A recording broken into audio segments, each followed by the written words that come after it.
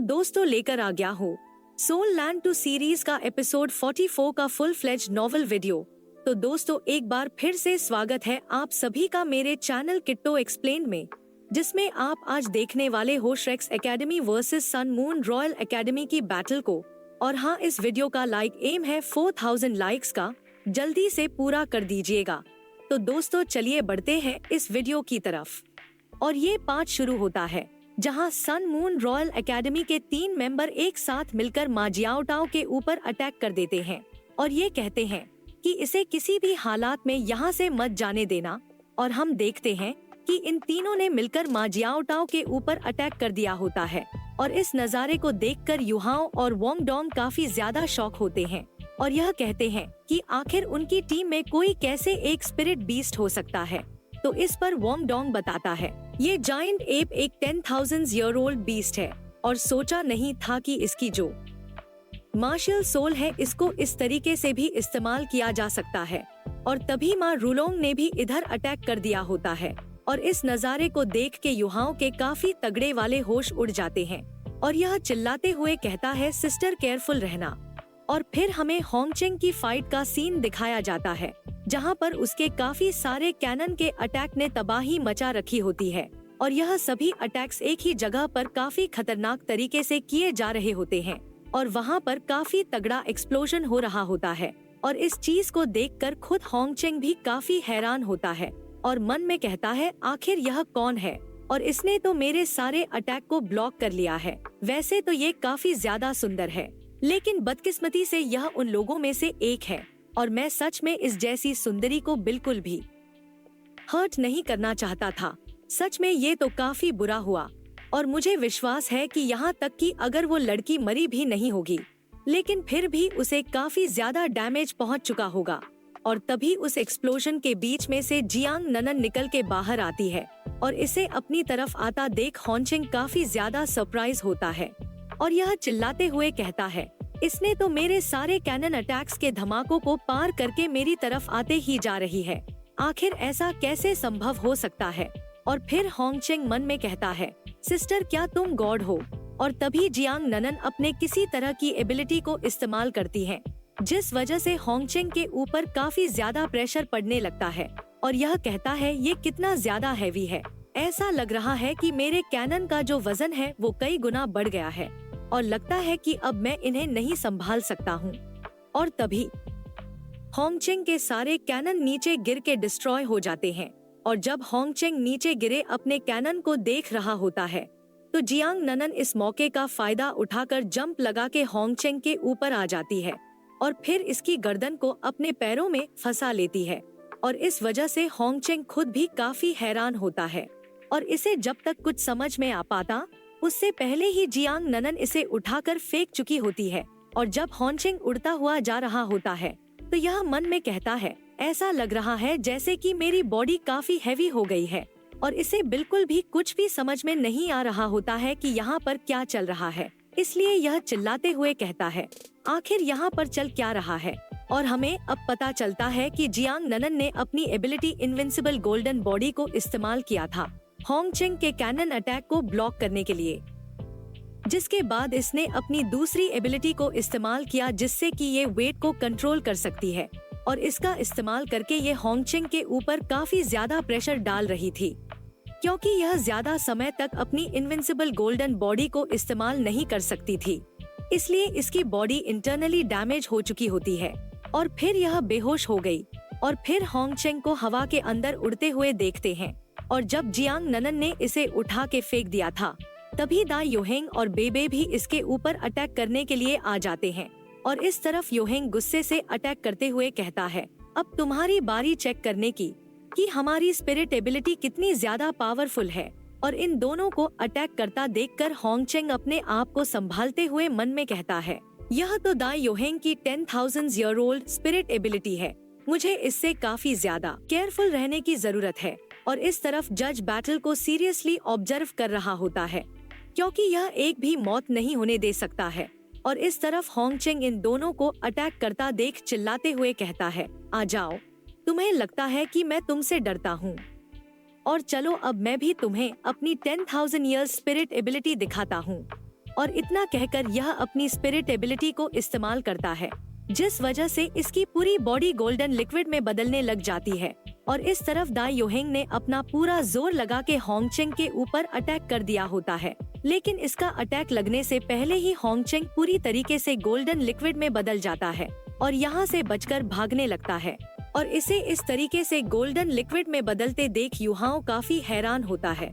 और जब होंगचेंग golden liquid की फॉर्म में इससे बचकर भाग रहा होता है, लेकिन तभी बेबे यहाँ पर आ जाता है और यह कहता है कि यहाँ से भागने के बारे में तो सोचना भी मत। इतना कहकर बेबे अपने लाइटनिंग से अटैक कर देता है होंगचेंग के ऊपर, जो कि गोल्डन लिक्विड की फॉर्म में होता है। और यह लाइटनिंग अटैक वाकई में काफी खतरनाक होता है और इस चीज को देखकर मिंग को भी होंगचेंग की काफी ज्यादा चिंता होने लगती है। और जैसे तैसे गोल्डन लिक्विड इन दोनों की पकड़ के बीच से निकलता है और इनसे दूर जाकर इकट्ठा होने लगता है। और जैसे ही अपनी ह्यूमन फॉर्म लेने लगता है तो इसके मुंह से काफी खून निकलता है। और जब होंगचेंग पूरी तरीके से अपनी ह्यूमन फॉर्म में आ जाता है, तब जाकर पता चलता है कि यह काफी ज्यादा इंजर्ड हो चुका है, जिस वजह से इसे स्टेज के बाहर आना पड़ा। और मिंग होंगचेंग को संभालते हुए पूछती है कि भाई क्या आप ठीक है? तो इस पर होंगचेंग कहता है, मुझे काफी ज्यादा हैवी डैमेज से सफर करना पड़ा और सच में श्रेक्स के तो ये सभी ही मॉन्स्टर्स हैं।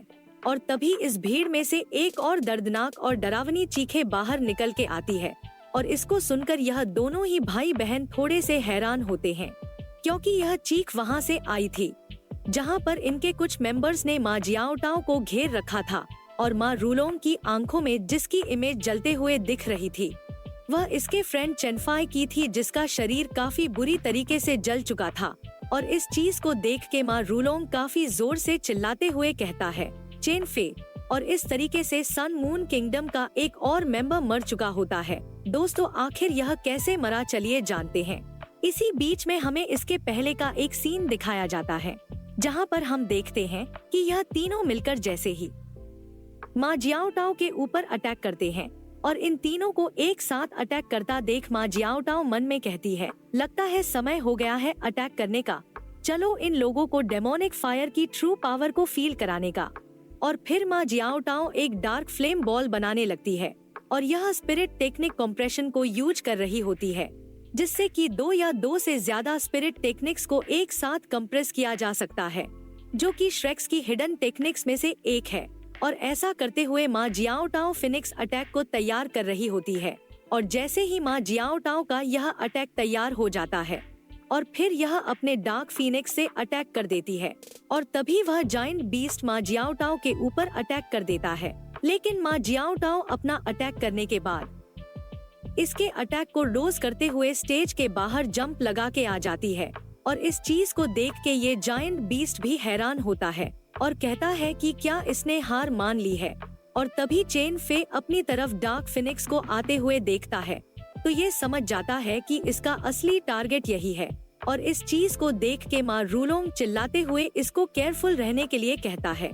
और इस तरफ चेन फे मन में कहता है, ये डार्क फिनिक्स उतना भी फास्ट नहीं है और मेरी spirit ability lightning flash bird की है, जिसे स्पीड के लिए भी जाना जाता है, तो फिर तुम तो जान ही गई होगी ना कि मैं इसे आसानी से ब्रेक कर सकता हूँ।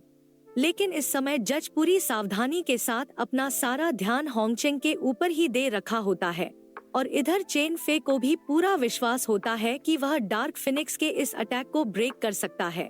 लेकिन माँ ज्योताओ का यह अटैक आखिर इतना भी सिंपल कैसे हो सकता था।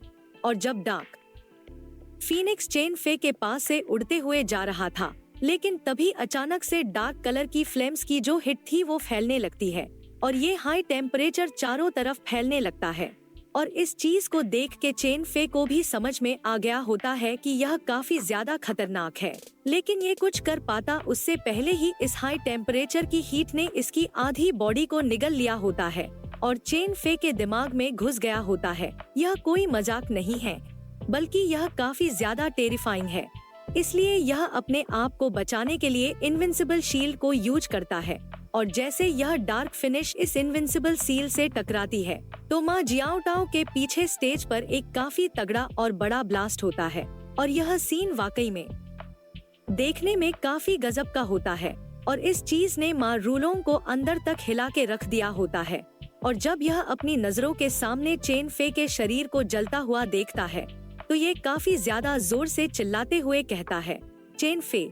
और इस घटना की वजह से जज का भी इस तरफ ध्यान आ जाता है, लेकिन अब तक काफी ज्यादा देर हो चुकी थी और इस नजारे को देख के ऑडियंस भी काफी ज्यादा हैरान थी और कहती है कि यह तो सच्ची में काफी ज्यादा डरावना था और इसके हिट को तो यहाँ तक कि यहाँ से भी फील किया जा सकता है। तो सोचो यह वहाँ पर कितनी ज्यादा स्ट्रॉन्ग होगी। और यहाँ तक कि इसकी वजह से तो सन मून किंगडम के एक और मेंबर की मौत हो गई है और चेन फे को मरता देख इनका कोच भी काफी हैरान परेशान होता है। और 2 लोगों की मौत की वजह से सन मून किंगडम के जो बाकी के मेंबर थे वह सभी ही किलिंग मोड में आ जाते हैं और यह सभी ही अपने अपने सबसे स्ट्रॉन्गेस्ट सोल स्पिरिट वेपन को बाहर निकाल लेते हैं। और इतने ज्यादा क्रोध में आकर ये लोग अपनी पूरी ताकत से श्रेक्स टीम के ऊपर अटैक कर देते हैं। और मारूलों गुस्से में कहता है, इन लोगों ने तो हद ही पार कर दी, इन सभी को ही तबाह कर दो जिससे कि हम अपने भाई लोगों का बदला ले सके। और इन लोगों को इस तरीके से अटैक करता देख दा योहेंग भी इनसे लड़ने के लिए आगे आने लगता है और कहता है कि आ जाओ, वैसे भी तुमसे डरता कौन है, मैं अकेला ही तुम सभी को पीट दूंगा। और इस सिचुएशन को देखते हुए बेबे चिल्लाते हुए कहता है, जज हम इस मैच से पीछे हटते हैं। और बेबे को ऐसा करता देख दा योहेंग काफी चौंक जाता है और एक बार बेबे जैसे ये अनाउंस करता है तो जज तुरंत ही एक्शन में आ जाता है और एक काफी ज्यादा स्ट्रॉन्ग सील को रिलीज करता है जो कि सन मून किंगडम की तरफ से आ रहे सारे अटैक को ब्लॉक करने लगती है, क्योंकि इसकी भी इच्छा नहीं थी यहाँ पर और भी ज्यादा मौतें हो। और बेबे ने जो टीम की तरफ से समर्पण कर दिया था तो इस वजह से दा योहेंग को काफी ज्यादा गुस्सा आ गया था। तो यह बेबे पकड़ लेता है और उस पर चिल्लाते हुए कहता है, आखिर तुमसे ऐसा करने के लिए किसने कहा था, उनसे हम अभी भी लड़ सकते थे और जीत को अपनी तरफ ला सकते थे। तो इस पर बेबे कहता है, सीनियर यह सब कुछ टीचर की स्ट्रैटेजी का एक हिस्सा है और उन्होंने मुझे तब ऐसा करने के लिए कहा था जब मुझे लगे कि हम निश्चित रूप से दुश्मन के अटैक के सामने नहीं टिक सकते हैं। और वैसे तो दा योहेंग को काफी ज्यादा गुस्सा आ रहा होता है, लेकिन यह अपने आप को कंट्रोल करते हुए कहता है, मुझे माफ करना, मैं कुछ ज्यादा ही भड़क गया था क्योंकि जियांग ननन ने उस अटैक को मेरे लिए अपने ऊपर लिया था, इस वजह से मुझे काफी ज्यादा बुरा लग रहा है। जबकि बेबे मन में कहता है, मुझे लगता है कि सीनियर दा योहेंग अपने फादर के सामने जीत को हासिल करना चाहते थे। इसके बाद बेबे कहता है, कोई बात नहीं, आगे आपको और भी अपॉर्चुनिटीज मिलेंगे जिसमें आप अपना पूरा जोर लगा के लड़ सकेंगे। और इस चीज को देखते हुए टीचर मन में कहती है, ये काफी बढ़िया था और वाकई में बेबे के अंदर कैप्टन बनने का पोटेंशियल है। और इसी के साथ यह मैच खत्म हो जाता है, जहां जैसे ही मैच खत्म होता है तो सन मून किंगडम के सभी मेंबर्स गुस्से की आग में जल रहे होते हैं। और इनमें से एक कहता है, यह मत सोचना कि यह इतनी आसानी से खत्म हो जाएगा और यह अभी खत्म नहीं हुआ है। और यह श्रेक्स से फाइट करने के लिए आगे जा ही रहे होते ही है। तभी यहाँ पर जज आ जाता है और यह कहता है कि दोनों ही साइड रुक जाओ, क्योंकि विजेता कौन है ये पहले ही डिसाइड हो चुका है। लेकिन अगर तुम लोग अभी भी फाइट को कंटिन्यू रखना चाहते हो तो फिर मैं भी तुम लोगों को रोकने के लिए हिचकिचाऊंगा नहीं। और अगर यहाँ पर जज नहीं होता तो यह लोग चार्ज कर चुके होते और श्रेक्स की टीम के साथ मरते दम तक लड़ते और फर्स्ट राउंड की टीम मैच को रॉयल सन मून एकेडमी जीत गई होती है। और अब इंडिविजुअल मैचेस होने थे, इसलिए दोनों ही साइड को 5 मिनट का रेस्ट करने के लिए दिया जाता है। और जब ऑडियंस को पता चलता है कि श्रेक्स इस मैच को हार चुकी है तो इन लोगों को बिल्कुल भी विश्वास नहीं होता है और यह कहते हैं कि आखिर ऐसा कैसे हो सकता है कि श्रेक्स हार जाए। तो दूसरा कहता है कि अपनी बकवास बंद करो क्योंकि सन मून किंगडम जीत चुकी है। तो एक और कहता है कि कमीने, ऐसा नहीं हो सकता है, मुझे इस पर बिल्कुल भी विश्वास नहीं है। और इस तरीके से दोनों ही साइड की ऑडियंस की तकरार होने लगती है। और तभी व्हाइट टाइगर ड्यूक गुस्से में कहता है, सभी चुप हो जाओ, दोनों ही टीम अपने पूरे पराक्रम के साथ लड़ी है और कंपटीशन के अंदर हारना और जीतना तो एक नॉर्मल चीज होती है और मैं यहाँ पर किसी को भी इनके मैचेस को बर्बाद नहीं करने दूंगा।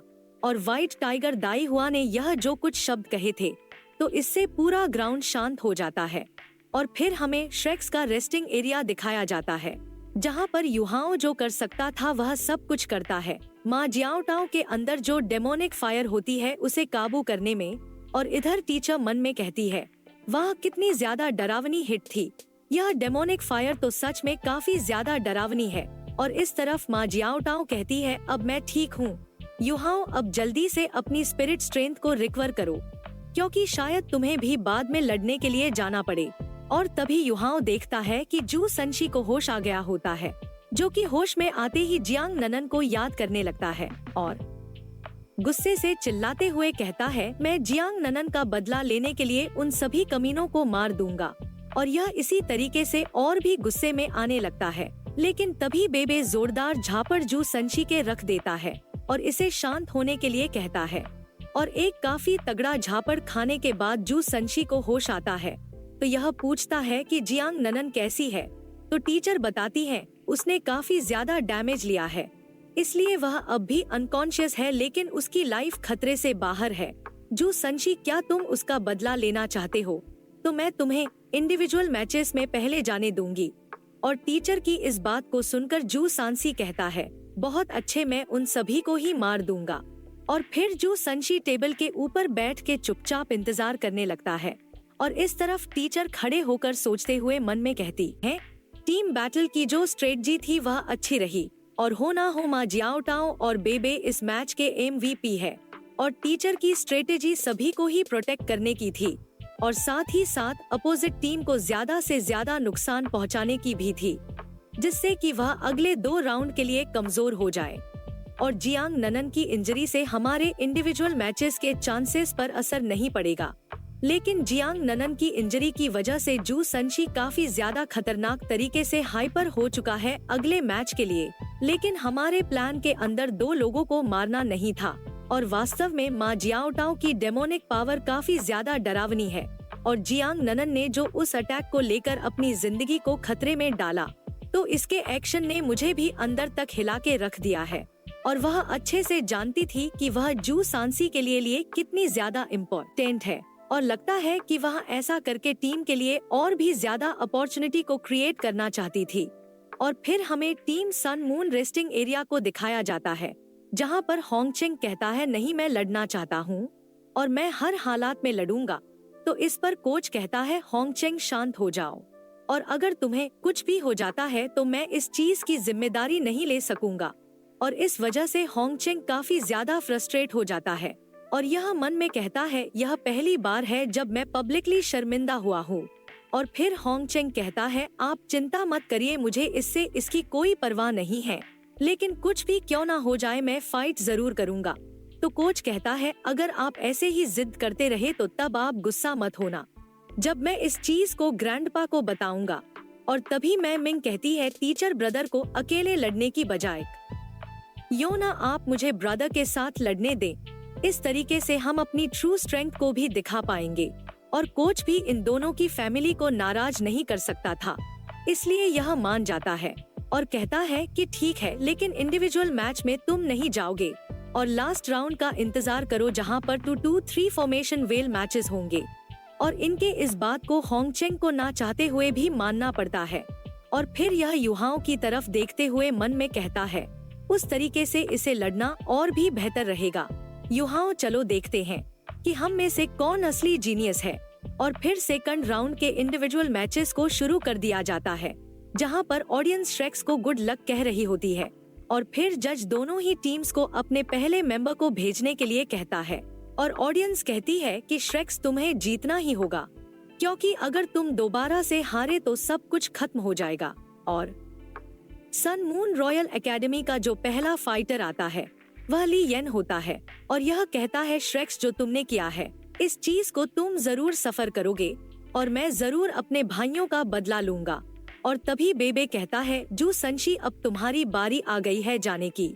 और जैसे यह दोनों पीछे मुड़कर देखते हैं तो चौंक जाते हैं क्योंकि जू सनशी यहाँ से पहले ही जंप लगा के जा चुका होता है। और हम देखते हैं कि जू सनशी जिस टेबल पर बैठा था वह टेबल भी डिस्ट्रॉय हो चुकी होती है तो इस पा बेबे कहता है यह लड़का भी ना इंतजार नहीं कर सकता है। और तभी हम बैटलफील्ड का सीन देखते हैं जहां पर जू संशी ने काफी खतरनाक एंट्री मारी होती है और इसमें से काफी ज्यादा डेडली ऑरा भी बाहर निकल रहा होता है। और यह एक पल गवाए बिना अपनी शील्ड को बाहर निकाल लेता है और बिना एक शब्द कहे लड़ने के लिए तैयार हो जाता है।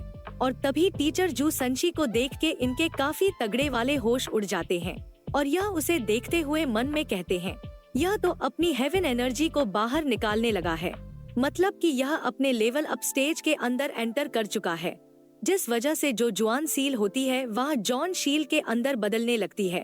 और इस तरफ जू संशी कहता है तुमने जियांग ननन को इंजर्ड करने की हिम्मत की और तुम लोगों ने इस वुमेन को नुकसान पहुंचाने की हिम्मत की है जिसे मैं अपनी जान से ज्यादा प्यार करता हूँ, इसलिए अब तुम सभी के सभी ही मारे जाओगे। और वाकई में यह सीन देखने में काफी ज्यादा गजब का लग रहा होता है। और इस तरफ जियांग ननन को भी होश आने लगा था। तो इस तरफ बैटलफील्ड के अंदर एक धमाके के साथ जू संशी काफी तेजी से आगे की तरफ बढ़ने लगता है और जू संशी को अपनी तरफ आता देख ली एन सोल गाइड कैनन से अटैक करते हुए कहता है आ जाओ बच्चे, मेरे गुस्से का क्रोध का स्वाद चख लो। श्रेक्स के तुम सभी लोग ही कमीने हो